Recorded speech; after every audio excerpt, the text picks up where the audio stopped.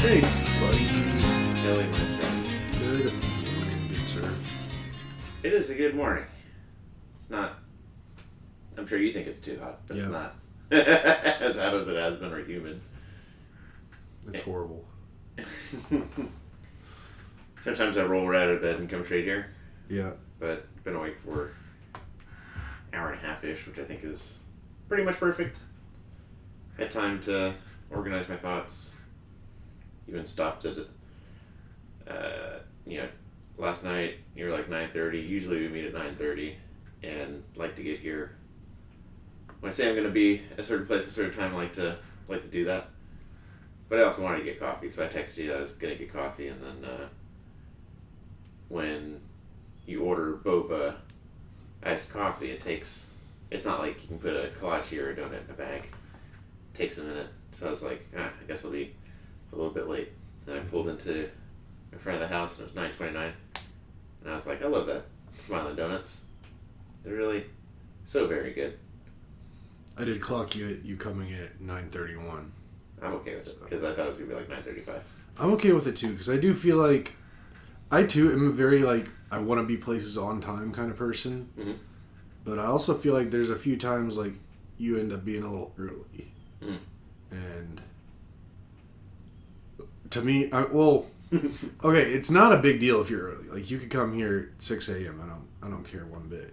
Okay. Noted. But just in the general grand scheme of things, late isn't really acceptable. Mm-hmm. On time is a must. Early, I guess depending on what it is, early is almost as bad as being late. Mm-hmm. There are things you can be early for, and that's fine. But for certain things, I think it's a very small window for you to get it right. Yeah. A lot of times that involves getting somewhere early, but then not going to the actual thing until it's time. Sit in the car. Right. Yeah. Which, I do that all the time. Nice. I don't know. I really like to be punctual. I like people being punctual. Yeah. I don't always care if people are punctual. I care if you being punctual affects someone else. Mm-hmm. Then you have to be. Yeah, gotta be conscientious of that. If you're on your own time, then dick around, do whatever. Mm-hmm. Doesn't matter. But if it affects someone else. If you and your buddy are going to go on a hike and you say a certain time and you and your buddy are joking around and you get where you're going 5 minutes late, who cares? Because you're with your buddy, and that's the point of doing that anyways. Right. You can't be missing trailers in a movie. That'll upset me. Well, that'll upset you, dude. It won't upset me. That's a whole different conversation. Love trailers. Love a good trailer. I call them spoilers. Mm-hmm. I don't need spoilers. Well, first bit of that is something I said before we started recording. But as I was saying it, I was like, this is the type of top tier A1 banter that would really be saved for the pod. The end. Yeah. In banter intro segment. Begin B block. I would say begin A block. Because you got a little intro and then bam. Okay. Yeah. A block. Jory weekend. Koja. I still like Koja better. I do too.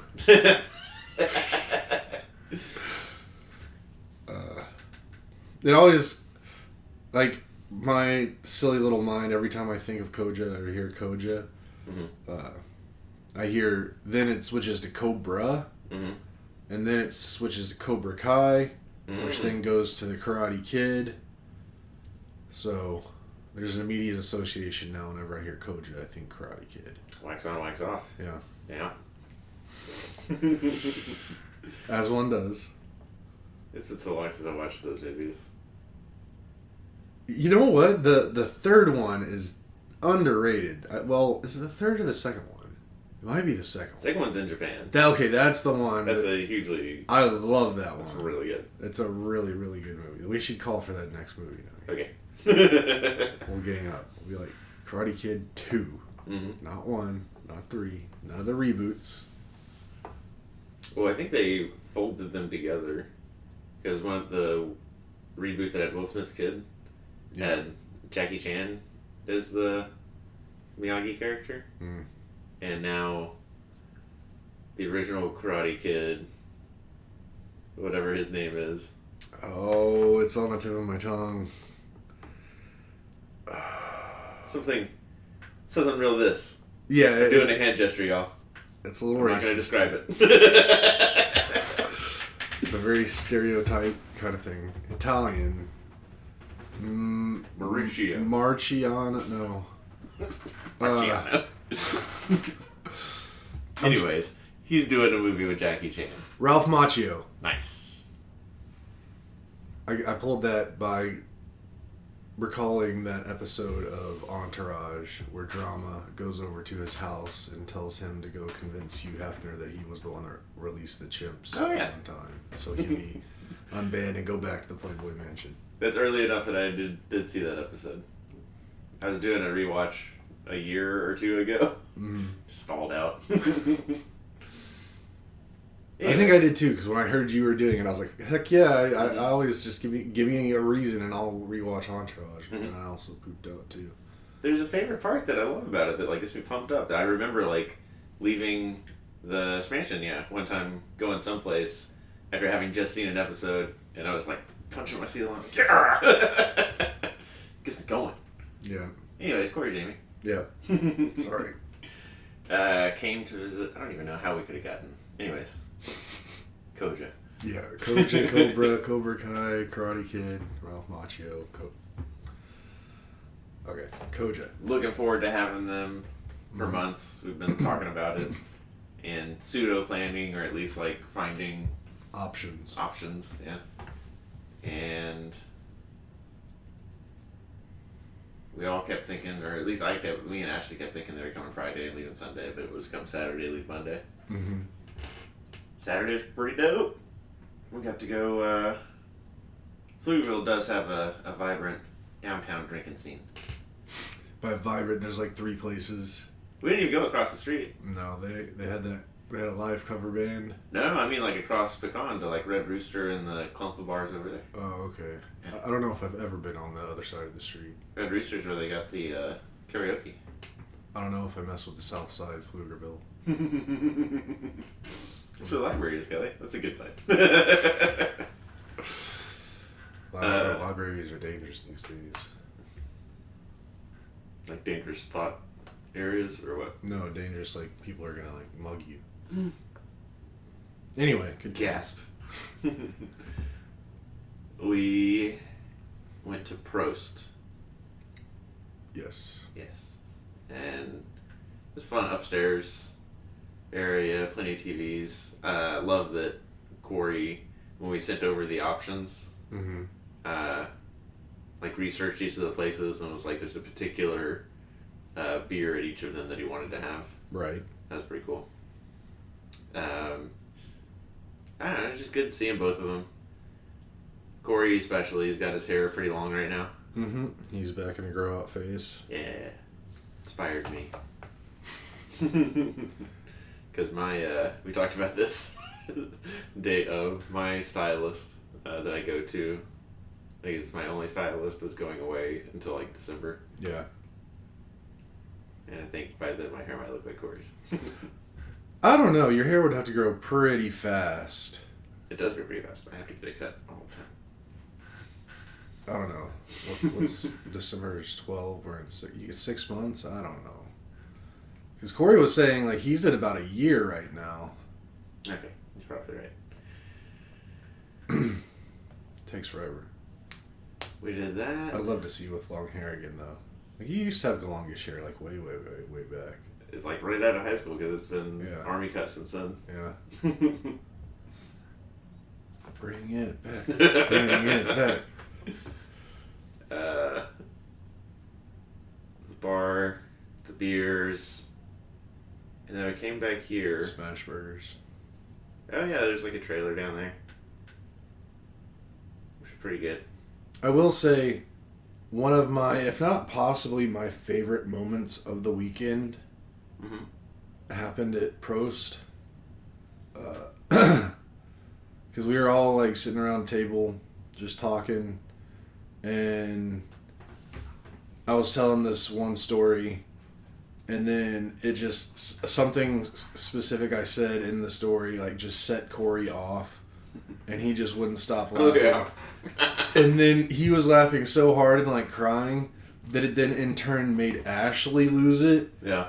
And I don't know if I've ever seen Ashley lose it like that before. Like she was in tears for not having drank or anything. Like, yeah. I mean, even with drinking, like, I mean, I haven't been around her a ton when drinking, but I don't know if I've ever seen it, and that filled my heart, just like seeing her and Corey just like absolutely losing it at the same time. Yeah. That made me feel really, really, really good. I'm gonna hold that moment. Like I can see like a picture of Ash just like tears and eyes welled up and just like laughing. I'm never gonna forget that image. I know exactly what you're talking about too. But yeah, I just had to bring that up before we got past the prost.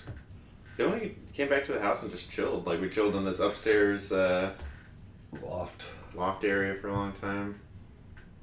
One of my fun times with Corey was talking about AI and like what's coming, how it's affecting my work, and talking about his work. I miss Corey. I miss him very much.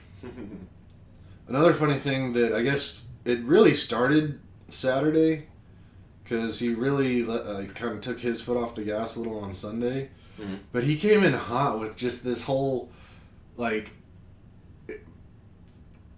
pretty much all jokes, but like if it was cool, then, or if it ever happened, then he'd be real happy with it. But like he came in really trying to sell Minneapolis and Minnesota as a place to move to. Yeah. Because I guess he really likes it. I guess after living in Iowa for so many years, like you see Minneapolis, you're like, oh, okay, that's an amazing place.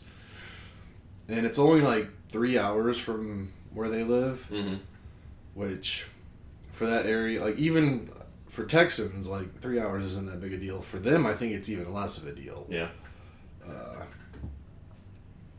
And I know in the past I've I talked to Corey every once in a while on the phone, and like I know that he like really would like more of his friends, because like he has kind of friends up there, but they're not like real friends. Like they're nothing like close to like what we are, or what Jami has with her little cluster of friends up there. Yeah.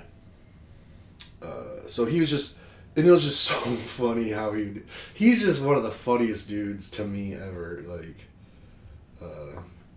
just the way he would bring it up or slide it into conversations, just how great Minnesota is. And oh, it turns out Minnesota's great again? How surprising.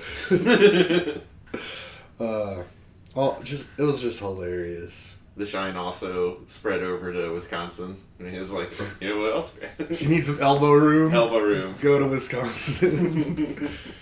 Which, I mean, I learned something geographically. I didn't realize how close Minneapolis and especially St. Paul were to Wisconsin. Like, it's like 20 miles apart, which is like basically here to the other side of Austin. But yeah, just saying that, then that whole thing sparked something within me, because again, like brought up numerous times that thought of like, I definitely want to get out of Texas, and it's like, where do I want to go? Yeah. And like, I really want to go to the Pacific Northwest, but that's just a lot more expensive. So it's like, and then Corey brings up this idea of Minnesota, and then I start kind of looking into Minneapolis, because it's never really been on my radar.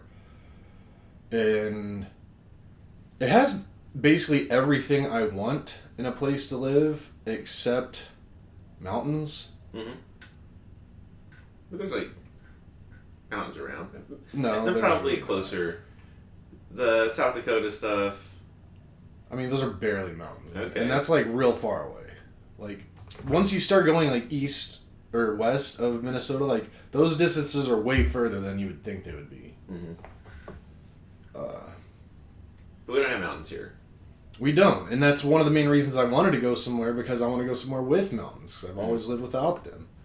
But then it's also go to the Pacific Northwest and just basically spending all my money just on living expenses, because it's so much more expensive over there.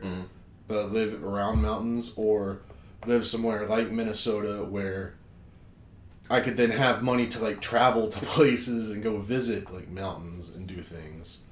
And then just the thought of being within a reasonable drive of like Corey and Jami just seems like a really cool thought. Like, because that's honestly probably the only reason I haven't left yet is just knowing that like wherever I go, I'm going solo. Like I'm gonna have to be like I won't have any friends, anyone to see. So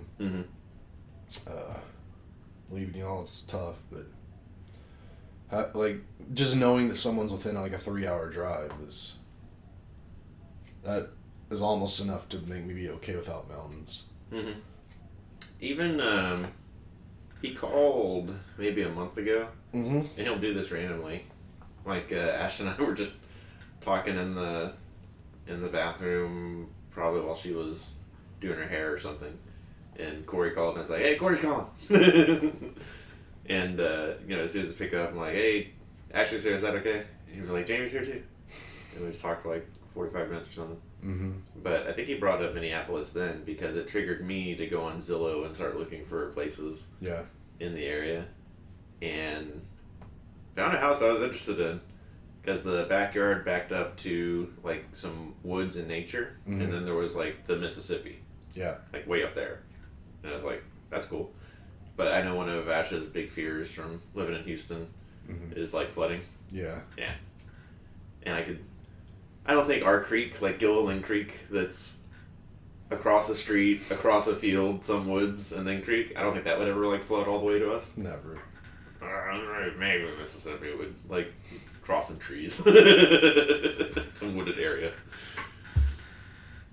But I also was interested in all the and Jamie touched on it, like with their house, like in Texas, like any city, there's a bunch of homes that were built in like certainly the 80s, but the 90s, 2000s, where arguably like more homes have been built in the last chunk of years, like 40 years, right, than the hundreds of years before that. Right. And then like when I've looked at houses in Pittsburgh, when I've looked at houses like on the East Coast, when I looked at houses in this Minneapolis situation, a lot of them, like very, very old houses. Mm-hmm. So that's cool. Honestly, everywhere, like, because I've been looking for a long time, and I look at houses, it feels like everywhere in the north, like just north of here, it's all old houses. Like, even Seattle area, Portland area, like, not even Seattle or Portland, like Washington and Oregon, like, tons of houses built in the 30s, 40s. Same in, like, Michigan. Yeah. And even in, like, in Minnesota, like, I think I saw one from, like, 38 or... Right. Stuff like that, but...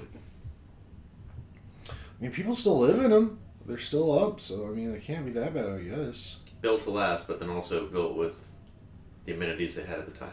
Right. That's another thing. I have a monthly just shoot the shit conversation with my boss's boss at work. Skip level, if you will.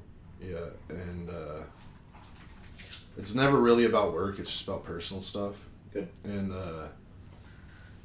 I was talking to her about the whole Minnesota thing and how that's on my radar as a potential place to go. And but also, I think even before we got onto that, she was telling me that she lives in, like, I think she's in, like, New Hampshire, like, right next to Massachusetts, maybe, or something, or, I don't know, she lives up in New England somewhere. Where they got state every 6 steps that you take. Yeah, like, you throw a rock and you hit another state. She was telling me that, like, they're having a heat wave right now up there of, like, it's like 90 degrees up there. And, like, her house just does not have air conditioning. Like, because houses in the north a lot of them just don't have air conditioning because they've never needed it. So there's always a few days in a year where, like, it gets really hot and, like, just the inside of the houses are just, like, hot all the time. And I refuse to ever live somewhere that does not have an air conditioning. I mean, it doesn't have to be full central AC, but they have like window units. Window units. They have even the next step up, which is I think she called it like a mini split. Yeah, mini split. We're looking at getting one of those for the garage. That apparently like they're designed to like cool or even heat like a full floor of a house. Mm-hmm. Like those I can deal with, but like just nothing. Like she was telling me that like she had a wall unit that she had just recently bought and it was still in the box, and she had like 2 more meetings after she talked to me, and then she had a break and she was going to throw it up in the window. Mm-hmm. She needs some AC, but I looked it up and apparently there's quite a lot of places in Minnesota that have AC. Like there are some that don't, but it's more than like other places up north. Because they do get, like, pretty warm in the summers. Mm-hmm. Right now it's 68 degrees in Minneapolis. With a feels like 74 or something. Well, how about that? I think their high today is 75. So it's a beautiful day in Minneapolis, Minnesota today. But, I'm sorry, were you going to keep talking on this subject or move on? I was going to go back to Saturday night. Okay, hold on. Yeah. But with all this talk about Minnesota and Minneapolis and the fact that it's like within pretty close driving range to Corey, mm-hmm. and also plus something you said about how we need to go to them versus them coming to us more. I think there's now, Jeremy and I have talked about the real potential of going to Minneapolis this fall. Mm-hmm. So that's pretty exciting. Have Corey and Jami drive up and spend a couple days with us in Minnesota. So that's really exciting. I'm really looking forward to that. Plus, like, the time we're, like, kind of shooting for is, like, fall, and they have, like, actual fall up there. Mm-hmm. So we get to see all the leaves and the stuff, and I don't know. It's pretty exciting. Plus, the year's flying by. Like, we're already, like, into June. We're in summer. So kids are out of school. And you know how fast summer flies by after kids. Yeah, it goes the opposite for me. But still now, like, if we're going to go to Minnesota, that's like only 3, maybe 4 months away. Yeah, I did see that. Because you're talking about like late September? Yeah. Yeah. So that's cool. Mm-hmm.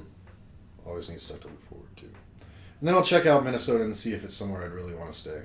I like the pictures and how much they look so much like Austin. It is very Austin-like. Yeah. It does look very similar to Austin with, like, the river mm-hmm. and the bridges and, like, the quaint little skyline. It's, like, not a big city, but it's a robust city. I think it's also not like when Austin is liberal, is really like hippie, like have fun liberal. Mm-hmm. But I think Minneapolis is liberal in the same way that like Seattle and San Francisco are, where they're like real pro-union, fuck the police. They're get shit done liberal. Right. They're that like Wisconsin Tim Waltz. Mm-hmm. They're liberal. Tim Waltz is Minnesota. Good. We're talking about Minnesota, right? Well, you said Wisconsin Tim Waltz. Oh, I mean that like farmers area where like our liberalism in Texas is informed by like not wanting to align with conservatives and like super religious types. Mm. So like being counterculture, where their liberalism is informed by like the dominant culture for a long time was like farmers and like these fucking banks are trying to rip us off. So it's like more of a workers union, like practicality instead of like counterculture liberalism. Mm-hmm. So that's interested to see how that looks like on a city scale. Yeah. But I guess I'm expecting it to be pretty similar to Seattle vibes. Yeah. So An Austin-looking city that sometimes gets covered in snow. I mean, not really sometimes. Like every year. Okay. They do have pretty brutal winters. But apparently, I was talking to my boss, You know, it's funny because she's like someone who just does not like the cold at all. Mm-hmm. And she said coming out of high school, she was offered a full ride to University of Minnesota. Mm-hmm. But she refused to go just because of how cold it gets. Yeah. It's like, damn, that's brutal. But she said that Minnesota has something kind of similar to what Houston does, like the underground tunnel system. Mm-hmm.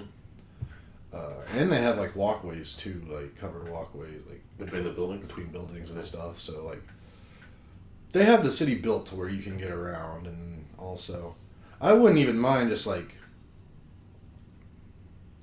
stocking up like bunch of food and meat and shit, put it in the freezer or whatever, and just like really never leave the house for a few months. Mm-hmm. I don't know. We'll see. It's a very fresh idea, a very new idea.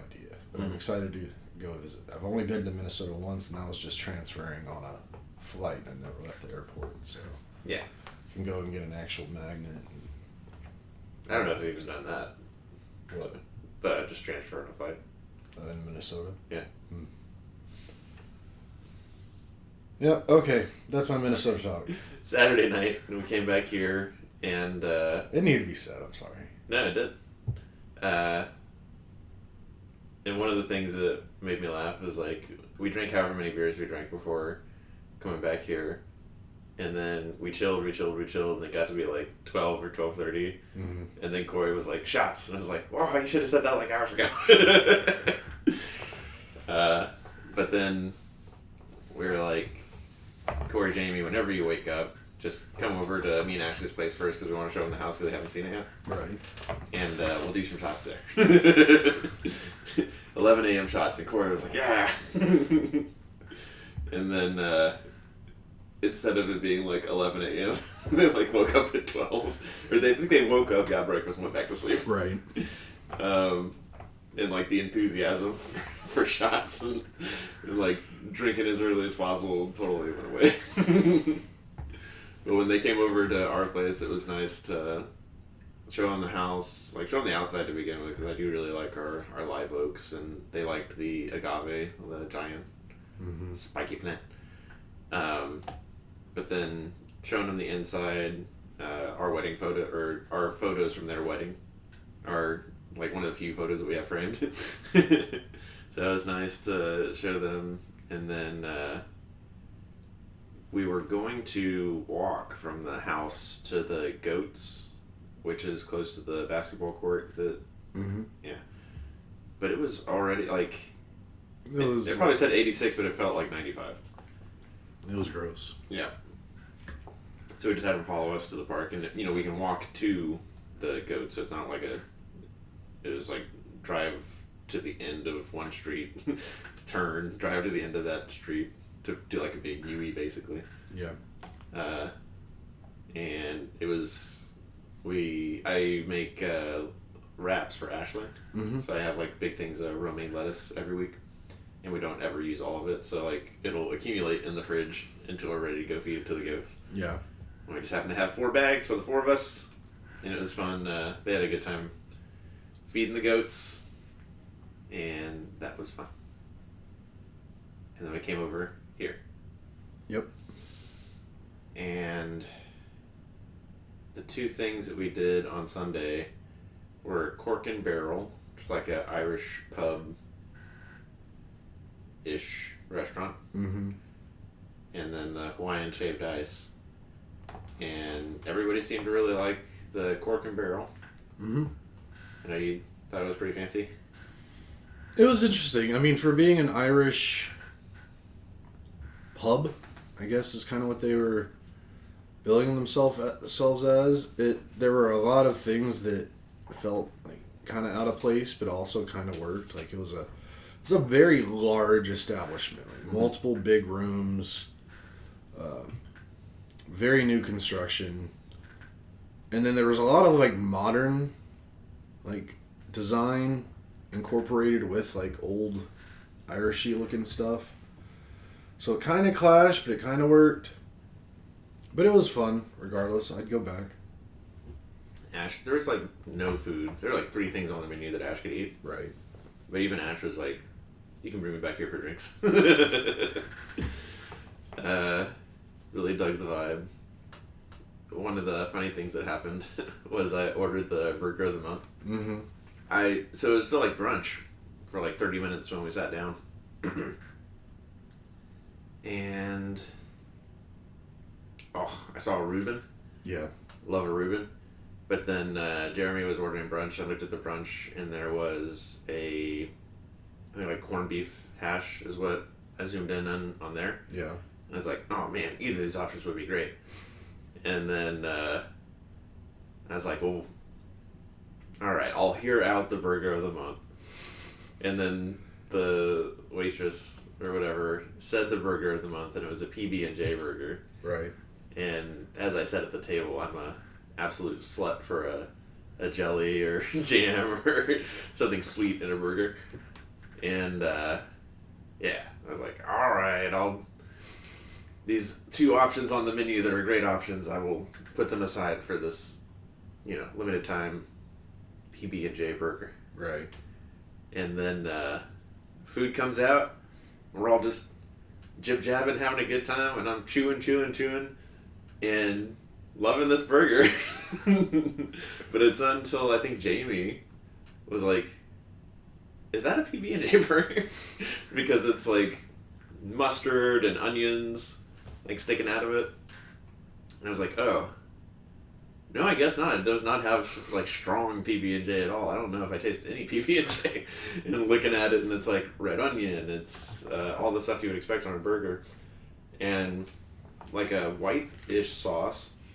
But what eventually did it was, I think Corey was like, this sauce right here on this piece of cheese, what does that taste like? And I just took my finger over it and it's like, it's ketchup. So the waitress lady were like, we don't think this is a PB&J burger. And I'd already eaten like half of it. Or close to half of it. And then she left and came back. And it was because it was June 1st that they stopped doing the burger yesterday. And she just hadn't like gotten the new script or whatever. Right.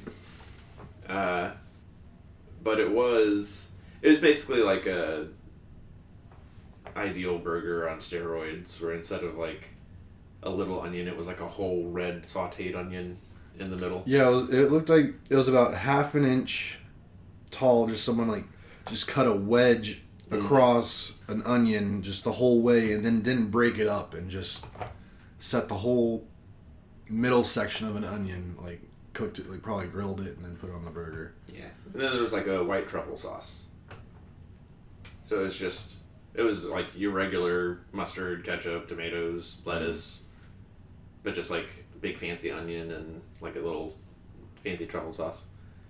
But it was just a burger and fries, and I was robbed of my sweetness. Yeah. Jam. I could tell you were pretty bummed. Nah, it was a great burger. But yeah, it was definitely either the first two things, the Reuben or the corned beef hash, I probably should have gotten. Because I just got a burger and fries. I thought that was a great experience. I liked that Ash Cutley's had a cocktail. Sometimes she won't. Yeah. Ross and Rachel was the name of her drink. Nice.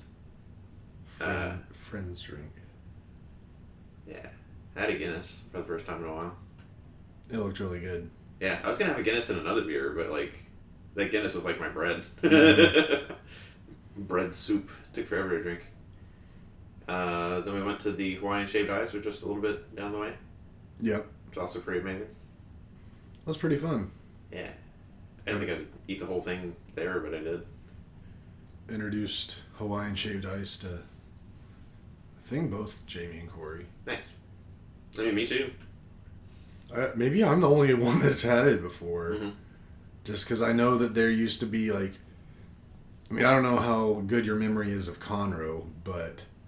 Do you recall the Luby's that was, like, real close to Conroe High? Right off of 105, west of 45? I can be talked into believing I did, but not off the top of my head now. Well, there was Luby's on 105 just west of 45, and then, like, if you went any further, like, you'd hit the front of Conroe High School. Mm-hmm. And in the corner of the lot that Luby's was in, there was a little hut that was put there, and it was there for a long time. And it was Hawaiian shaved ice, and like they had the same machine where they put in a giant block, and it was like spun it like a lathe, and like nice. literally shaved it. And I had that a bunch as a kid, but I guess since then I haven't had any like other Hawaiian shaved ice. And I do recall that once I had that Hawaiian shaved ice as a kid, like any other like what are they? Not like what is the Snow cone? Snow cone, like Shaved ice? it's not shaved. Like what's the other version? Like that place on Pflugerville Parkway that's like we brought y'all some Yeah. crushed ice. I guess. Whatever that like. It's called snow cones. The other versions, but it's not in a cone, so you can't call it a cone if it's in a cup. Alright. Maybe you can call it snow cone. But they just never hit as good as those Hawaiian shaved ice, because just the texture of the shaved ice It is remarkable. is money. Mm-hmm. It's so good. I will say I just got a plain cherry, because it's like when I go to a new pizza place, like I don't get anything I get like their base thing, so I want to be able to judge them on their base thing. I think like cherry ice, whatever dessert is it's my go-to to just judge it. And the syrup itself, I mean, it was probably just like better quality than the syrups that I like, but I like just the real classic cherry syrup. Mm-hmm. So it wasn't as good as it could have been, but it was still really, really good. I'd go back. Cool. 10 out of 10. Ash got the rainbow, which I think is like the standard go-to. Mm-hmm. And I got the Hawaiian root beer float. You did? Pretty dang good. I got a macadamia nut ice cream at the bottom of mine. Mm. That was great. Ash got beans in hers. Yeah, some A-name bean that I can't remember right now, but they were like, it wasn't beans like Boston baked beans, like independent beans. There was like a sauce holding them together. Yeah. Wasn't good. Wasn't my cup of tea. But came back to the house. Got a lot of good photos out of that, actually. Yeah. Yeah. Ash took a selfie that had all of us in it. And it's like one of my favorite photos. I zoomed in on, well, whatever. One of my favorite photos ever. And I've been sharing, like, that photo, some photos. I really like to send her mom pictures of her. Mm-hmm. Like, especially when it's a photo like that of, like, sure do love this woman. I like to send those to her mom. Yes, she loves her daughter. And we came back here, and that's when we started doing shots. Everybody loves those peanut butter shots. We probably did like four shots, and I think Jared did 2 of them. Jamie, I think, did 1. But then, in the end, it was just like me, Corey, and Ash. Played King of Tokyo a couple times. Yeah. It seemed like it was fun for them. And then Mario Kart, their bread and butter game. Yeah. And I don't think Ash and I said anything about it, but we did practice some. I felt me specific, like neither of us knew about drifting last time. So that was a big deal. So we did better. But definitely Corey has some like savant level stuff. I mean, I think Jared and I could, and if we were like really trying, we could compete. Like, I mean, I won the first race. Mm-hmm. But then just something happened and I was just off. Like, I knew like I was just making dumb mistakes that I don't normally make. I don't play it a ton, but like I'm never as bad as that, but still a lot of fun. It is a kind of a bummer that they came like the weekend right before Jeremy got his Switch 2 with the new Mario Kart. Mm-hmm. because I guess since we're on that subject, I'll just kind of touch on it because he did already set it up and we played a little bit of it on Thursday, I guess now. And it's a whole new ball game. Like it's an amazing looking game. It plays amazing, but like they've added a lot more like skill based things. So like if you want to be super competitive in the new one, like you there's new stuff you got to learn how to do, and it's not like super easy either. Because like for a while, Jared and I were just spending time just trying to figure out how to do the like. Because in old Mario Kart, there's like a couple ways to get like boosts that are just like how you drive. Like if you drift a certain way, you'll collect boost, and then when you release out of it, like it shoots you. Mm-hmm. I should have been like, wait, what? I know you mean, yeah. But in the new one now, there's like 3 or 4 different things, new things that like you do a certain way, and it'll give you some boost. And like you can like jump and wall ride and rail grind, and those give you boost. But like doing that, it's not that easy. Mm-hmm. So the new one's gonna take a little bit of learning, but should we come over after the thing today? I mean, yeah. One of the big plans for Jerry and I was just to play a lot of Mario Kart this weekend. Cool. Which I'm excited for, but it also sucks because like there's multiple things I want to do this weekend, and it's just like I feel like the weekend's already almost over. Yep. Like all my time is already filled up, and now there's not a lot of time. Like one thing, I mean, I know we got to get back to the story, but I really want to dive into my paint by numbers set that finally came in from China. That's why I got it up here, but like I don't know, because as soon as you leave here today, then it's going to be pretty much time for Jerry and I to go to lunch, and then when we're done with lunch, it'll be time for our thing, and then come back and have to play some Mario Kart, and then like the day's basically over. Mm-hmm. And tomorrow I have to do family shit. Yeah. Just not enough time. That's me for like the entire summer because I've got work stuff that I won't be doing, like vacations and having long weekends until September. Yeah, I mean, this month itself, it's pretty good for me. I'm pretty much just waiting on one thing to fully close out my Q2. But then last summer I had to cover for a Swedish colleague of mine. Yeah. Because he got like mandatory European vacation time. Yep. But this year he's actually having a baby. No, that's nice. So I got to cover for him again starting early July. So when that happens, I like until almost the end of August. Like it's just I'm gonna be super busy with all that. So there won't be any time. But because of that, not next week, but the week after, that Thursday is Juneteenth, which I get off for work.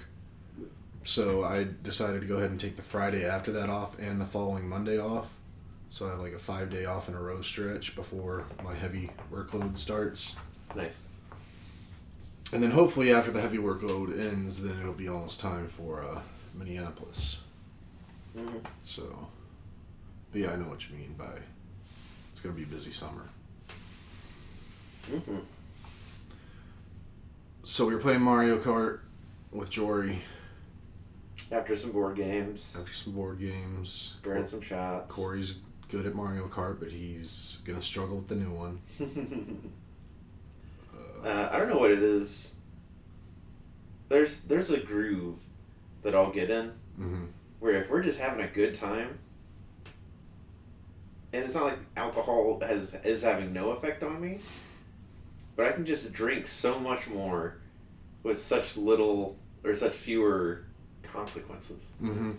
The number one example of this is this one time I was in Ireland and Ash was flying in the next day, but we had like an office party at the hotel that I was staying at, and we drank from like 7 p.m. till 2 a.m. And it was just because, like, I don't know. It was like something about like the laughing and having a good time was like actively burning alcohol or something. Yeah. It was the same thing with like 4 shots after like drinking the Cork and Barrel. We were just having so much fun and having such a good time that I don't know, wasn't wasted by any means. I have one very clear example from me of that, Mm-hmm. and that was your wedding. Mm-hmm. Like, Nice. after the actual ceremony was done, because I was pretty nervous officiating for you. Mm-hmm. Like, as soon as it was done, I like beelined it to the bar, and like I just started drinking, and I drank a ton that night. But with all the dancing and hullabaloo and just Hullabaloo, yeah. good time, like I was basically completely sober by the time it was time to drive home. Mm-hmm. So like that was no problem at all. But like the amount I drank, it doesn't seem like that should have been okay. But Right. it just burned it out. Whereas if it was like just a Saturday night or something, and me and Jerry here, and I'm just drinking beers, like it. After like a good handful, I'm like, no, I'm not touching my keys for the rest of the day. Like I'm going to bed eventually. Like, Mm-hmm. yeah, that's my one example of that. It's a hell of a time, and yeah, we've already talked about it, but they come and see us at the beginning of summer. If we go see them at the end of summer, Mm-hmm. I think that'd be great, because they are definitely, just all positivity. Yeah, they definitely like. They're good to be around. They make you feel better. Yeah. Man, I love those guys. Love them too.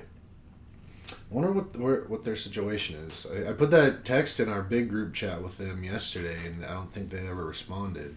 Oh yeah, about how do you guys feel about the Steelers and Aaron Rodgers? Yeah. Yeah.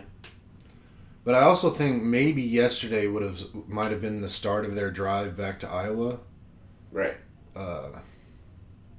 Because actually, Jamie did text me early in the day, just me. And she was like, I saw this and I thought of you. And then she showed me a picture she took of a billboard from the car, like they were driving on a highway. And it was a billboard for one of those Kelly's Country Kitchens. Mm. Do you recall ever seeing those in the Houston area? Like Kelly's Country Kitchen. And it's spelled My Way. Oy. And it's like kind of like just a country, like a Yeah, I get it.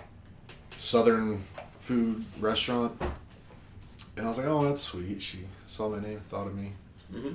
But then, yeah. So they were in a car driving on a highway. So I imagine they both probably work on Monday. So they probably want to. And they probably weren't going to drive nonstop. They were probably stopping somewhere for the night. Mm-hmm.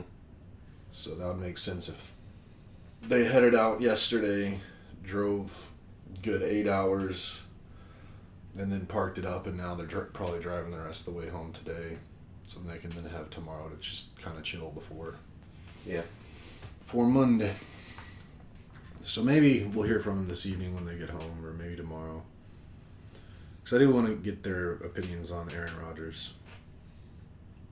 I like that Jamie Ash connected on Goodreads, and I like that we talked about audiobooks and reading so much.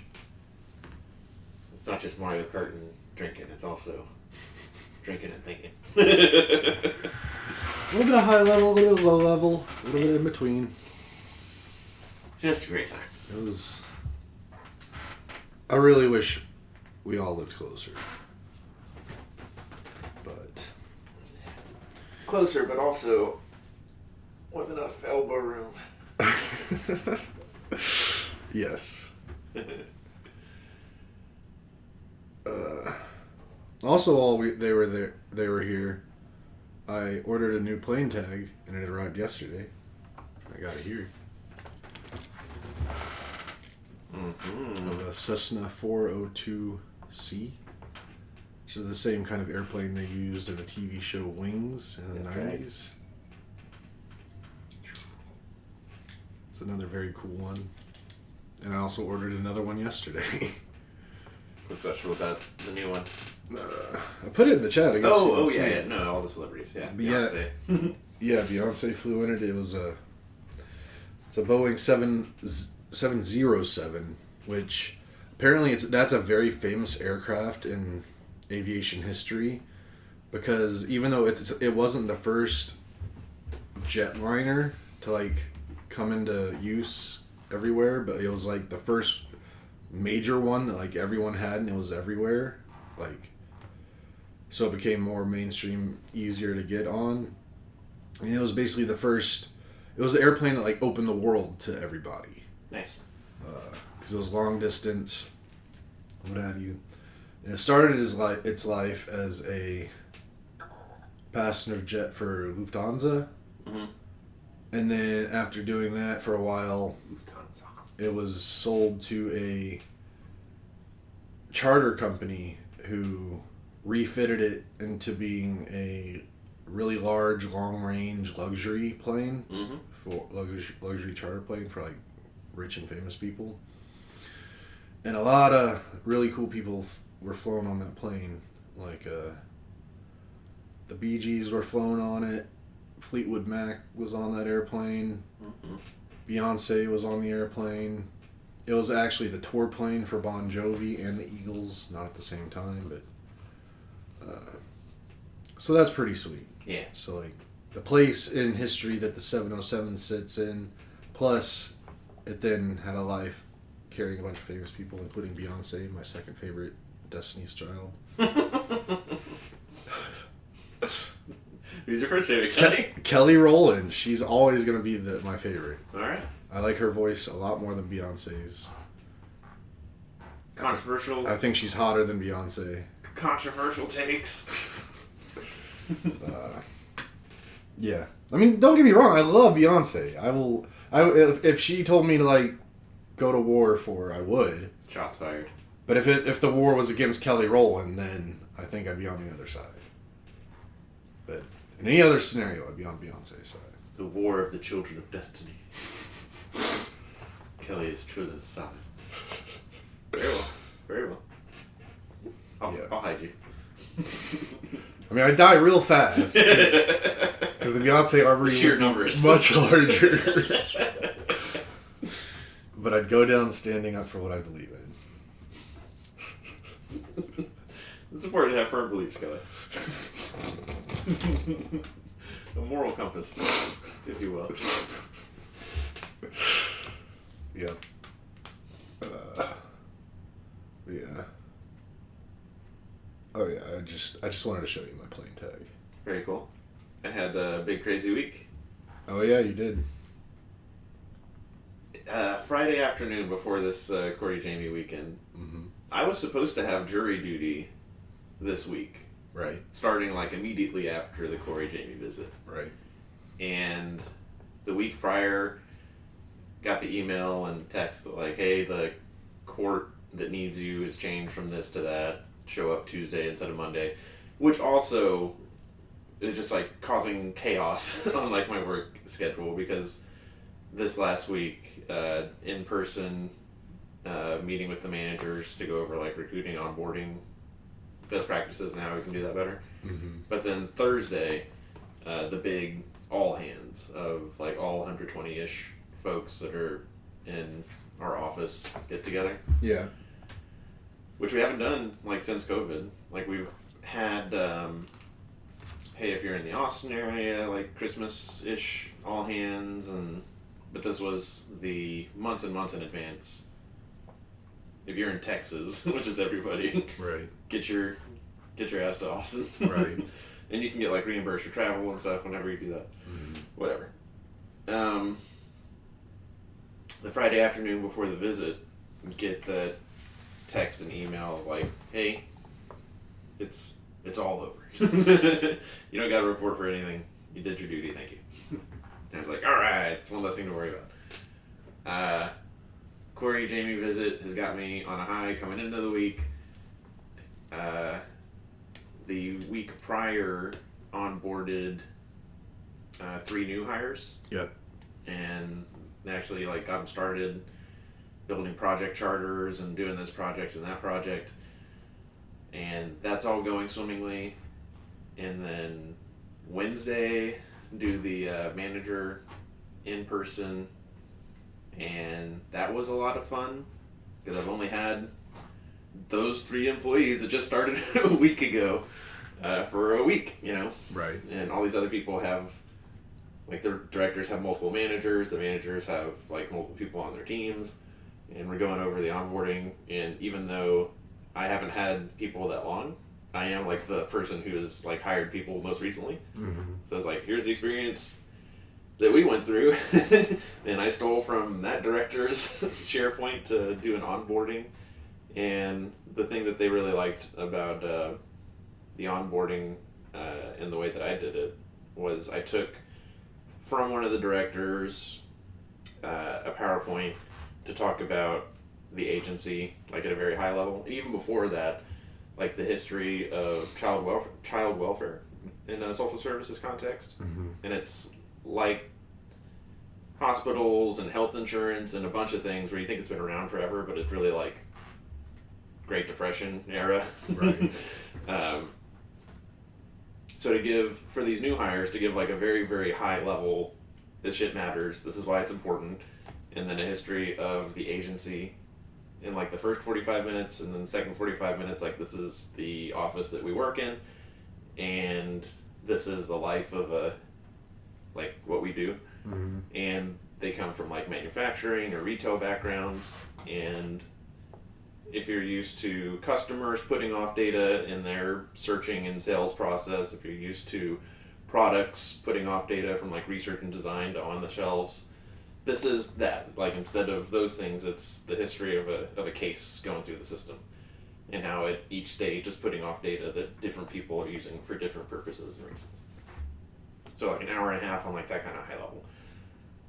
And then that in the morning, and then the afternoon, an hour on data governance and the stuff that I do in a similar kind of presentation and context that like I would give to folks outside of our office that like work in IT but not like data specifically. And then each of them individually met with them for 30 minutes on at the next performance evaluation, like at the end of, because their contractors are gone at the end of the summer, which is why like I'm in like a sprint through the summer.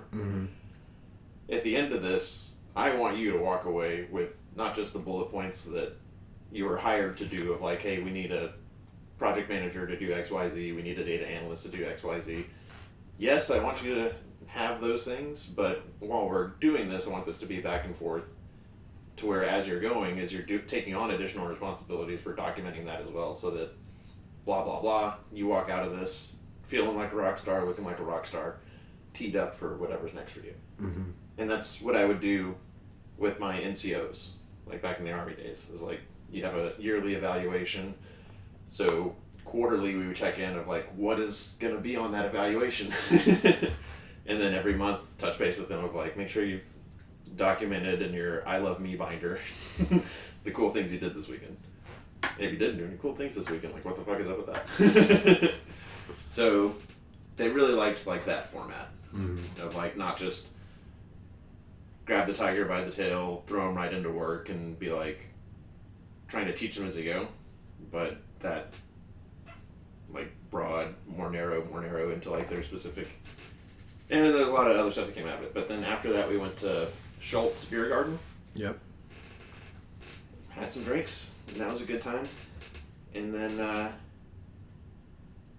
Thursday was our in-office all hands. In the morning, one of the things of that very broad meeting was I talked about like the organization. And like a commissioner, you'll get emails you might see in the news, but you'll probably never like see the commissioner in person. Yeah. The deputy commissioner, this one group that all of our work feeds into, on like a quarterly basis, she'll be involved. But so you'll see her like 4 times a year maybe. Yep. The assistant deputy commissioner, the ADCO, that person you see like monthly. They might be in the office. They might be routinely involved. And then our chief data officer you'll see every week, whatever. And in the morning, each one of those people spoke for like a total of 3 hours between the however many of them. So people got to ask questions to the commissioner directly. That was cool. Talked about like the state legislature and like the stuff that came out of that relevant to our job and our work. And then in the afternoon, we did an exercise in agile project management, where we got randomly chopped up into teams, and you got 90 minutes. The leader in this program asks for a dashboard. Here's some high-level requirements that they give you. They're going to see you in 10 minutes. No more questions. Exercise starts now. So you had to like find the people that you're working with, and then whoever was like your mock commissioner would come by and be like, "Are you ready for our meeting?" And as a team, we got together and broke up like different roles and responsibilities, like project manager, product manager, business analyst, data governance lead. And I don't know, it could have gone disastrously, but everybody kind of gravitated towards their strengths. And we ended up meeting with that person, that mock person, 3 times. And in the third time, we like actually, and each of us was like working on our little thing. So when it came time to show them, hey, the first meeting was like, here's what we think you told us that you need. And then yes, or some adjustments. And then the second one, we had like on paper what we wanted to build as far as a dashboard. And then part of the exercise was, the requirements changed actually. I need this, that, and the other, because it's supposed to, agile is supposed to like iteratively, yeah. And then the last one, I didn't even know that the folks that were building the dashboards, because they were like building the face of a dashboard in like PowerPoint. And when they showed it to him, it was like, he like broke character or whatever. He's like, oh, this is actually, we could use this. This is actually like a quality product that you just built in like 80 minutes. And I got a picture that was just like the perfect picture because it encapsulated how everybody felt like during the entire exercise, that I shared with everybody that was in the group. Just gotta get through my steak photos.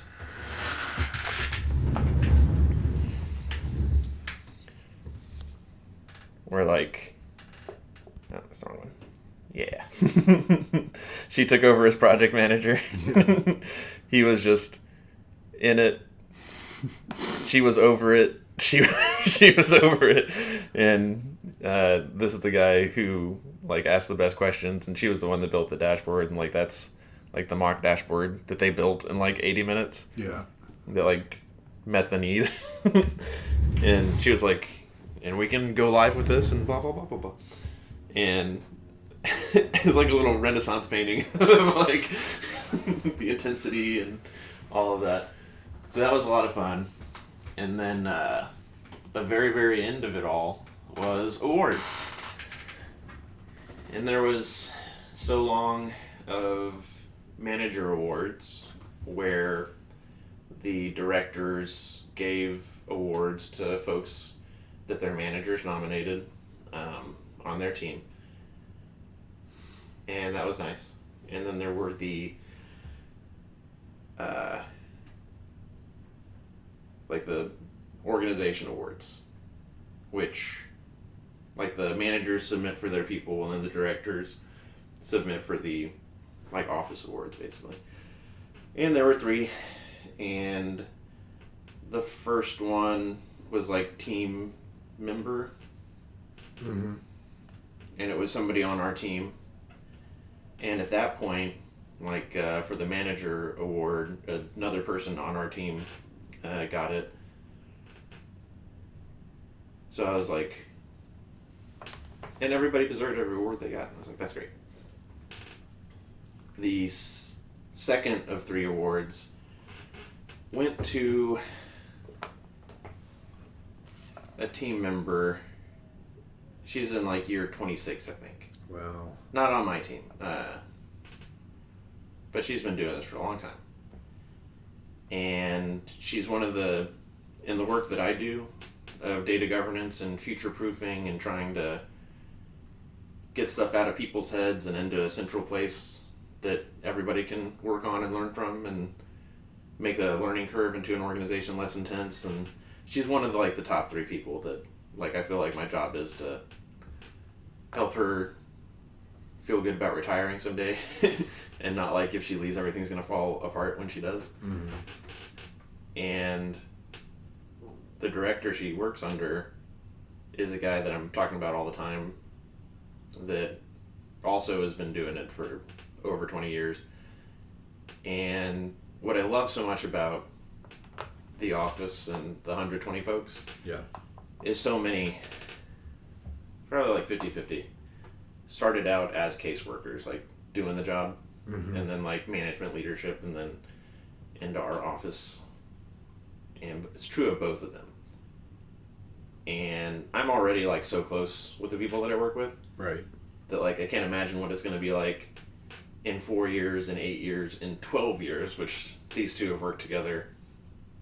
I don't want to use their names, but the director has worked with this person who won the award for 13 years. Mm-hmm. And there is some crying, because this last year is not a good year, mm-hmm. family and personal life wise. Yeah. And she's been on the team so long and in our organization so long, and he's been her boss for so long, that they genuinely care about each other. And he was holding it together, but then he looked at her and she was crying, and then he choked up, and then it was great. So she gets her award, they hug, everybody's clapping. It's great because we all love both of them. And then it's the final award, and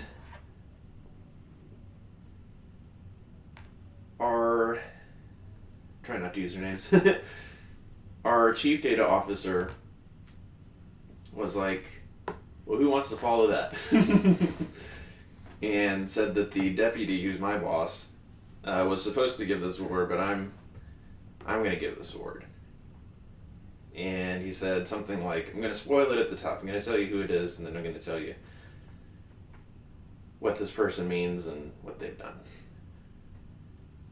And he said my name.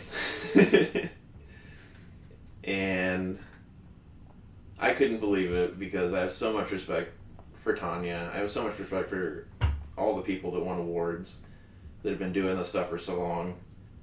And that when I go into meetings with these people, if it's... Sometimes I'm like, we're in this together and I couldn't possibly disappoint you because there's no way that you're not just as trying to figure it out as I am.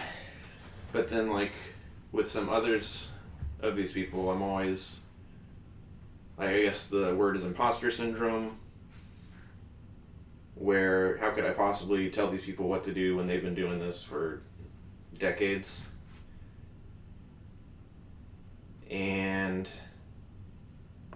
I can't remember everything that he said, but the thing that really got me was that our chief data officer is new to the organization, as of November, so 6-ish months. Right. And data governance and the enterprise data management modernization, I run data governance, but it's something that for him is the most important thing because he's seen so many organizations fail at it. And when he told the directors, this is my number one concern, the thing that really got me was that they told him, each of them, don't worry about it, Nathan's got you. Nathan's got it. And I thought that was pretty cool. And then the other thing I remember is he said that I have gotten them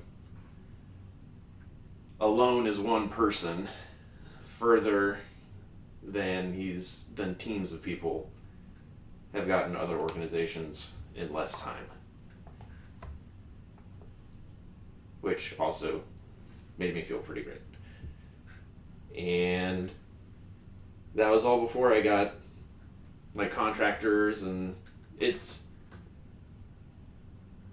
like I can do some stuff alone, but really like none of it is alone. Like it's very participatory and collaborative. Right.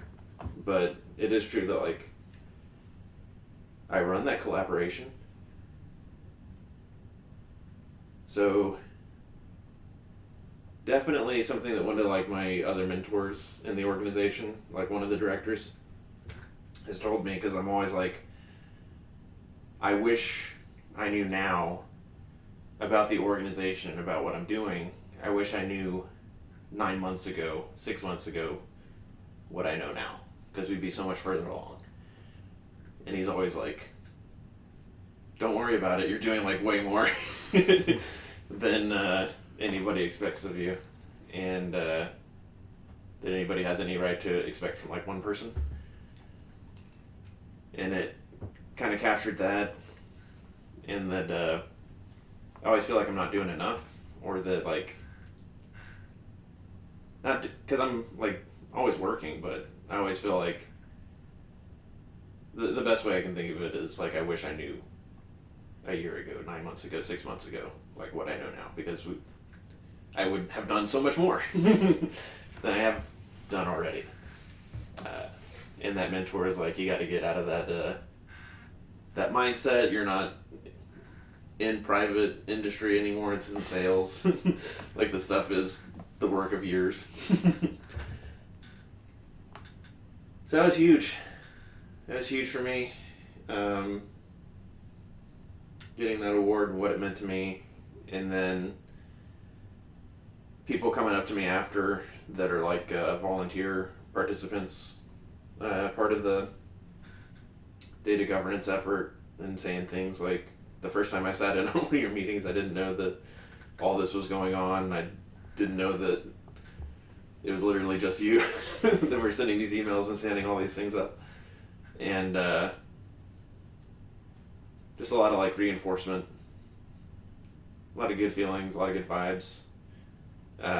One of the things that came up a lot, one of the award winners from the manager awards, one of the people that was on my team for the report building, when he got his award, the same guy that gave the person I was talking to before where they cried, that director hired this guy that was on my team, but the first time that he applied, he was going to get the job until they interviewed one more person, and it was a person that ended up being a manager and that everybody loves. Mm-hmm. So it was like, had to hire that guy. But told this person that was on my team for the dashboard project, like, but I like you, so just apply for the next job and stick with it. Guy finds the next job, applies for the next job, but then that person who had just won the crying award had left and then wanted to come back. So the director was like, so I had to take her back, obviously, and like we all love her as well, so it's like, yeah. And at this point he's like begging this guy that was on my dashboard team, like, I promise you we do like you. I promise you we do want you in this organization. And I think the second time we had told him, like, you got the job. But then had to rehire that person because of the history and competence that was already there. But the guy got the job on the third try. And that's similar of me. I applied for the guy that's my mentor that I'm talking about. I applied for his job. But it was a director's job. And didn't get it, but was told, like, but we like you. And then the second job that I applied for there, like that first job was like a director level job, and then the second job was a little bit more in the weeds. Like I would have had to learn SQL. Gross. Which I would have. But it was definitely more like a data analyst position. And then the third job was this job I have now, that started out as a data governance specialist and then became a data governance manager. And it was like a Goldilocks thing of too much, too little, just right. Yeah. But there's that story over and over again of just stick with it, and it's worth it. And I was going to go to Costco after the all hands and then go home. Went and got some beers after that. And my director was there, the deputy chief data officer. And I told her that it's so important to me that it's not lost on me at all that the folks here in this organization, like, I haven't had a lot of jobs. It's this place, the place we were together, YMCA Greater Houston, 2 years selling floors, and then the Army. And at each of those different stops, there have been like golden ages. There have been times where everybody feels good about what we're doing, out of operational excellence, out of like making good money, out of a lot of different reasons, but it's super duper duper rare where I think of Informatica in like the first 2 years where it was like doing something I'd never done before, that I was apparently good at, but that we were like a very close team. Mm-hmm. We'd go to Vegas, we'd do karaoke together. When we weren't doing that, we were hanging out like outside of work. Army had that at different times where it was like we're doing cool stuff, but then we're also like also karaoke, also drinking, but like babysitting people's kids and just like really close and really caring about each other. And I was telling her that it's not lost on me at all, and it's not nothing. That there's folks that have been here, want to be here for decades on end. Not just because of the mission and not just because they excel at what they do, but because give a shit about each other. Give a shit about what we do, but also it's not lost on me, and it means so much that like people care about each other here. And it's just been a hell of a year. Like, it's only been like a year and a couple months that I've been in this position. You had shared when I sent you the photo that like it's pretty cool that we both got awards in like that first year. Yeah. And just the Corey high, the Corey Jami high, and then just the high of this last week. It feels really good. Feels like a new age almost. Heck yeah. That's super awesome. I remember when you told me about you winning that award, I got extremely happy. Like, I was buzzing for a while after you told me, because I mean, I know I won an award. My award isn't anything compared to what you got. Plus, what you do is way more important. Plus, I just know you and the passion you put into things. It's, I mean, it's just, it makes my heart so happy that it seems like you found your place, like the thing that you were really, like, you can really get into and be proud of. And because I mean, I remember back in your flooring days, and like that was just, you weren't happy. Like that didn't scratch any itch that you had. That was just purely like you just had to have a job and get back into the workforce after the Army. Yeah. And then Informatica, it was a step in the right direction, but it still wasn't there yet. Like, I never saw you as like a salesperson. Like, that's just not really your thing. But now that like working for the state of Texas, which I know you love very deeply, but not even just for state of Texas, but like the specific thing you're doing in the state of Texas and like making an actual difference in things, like they're real lucky to have you.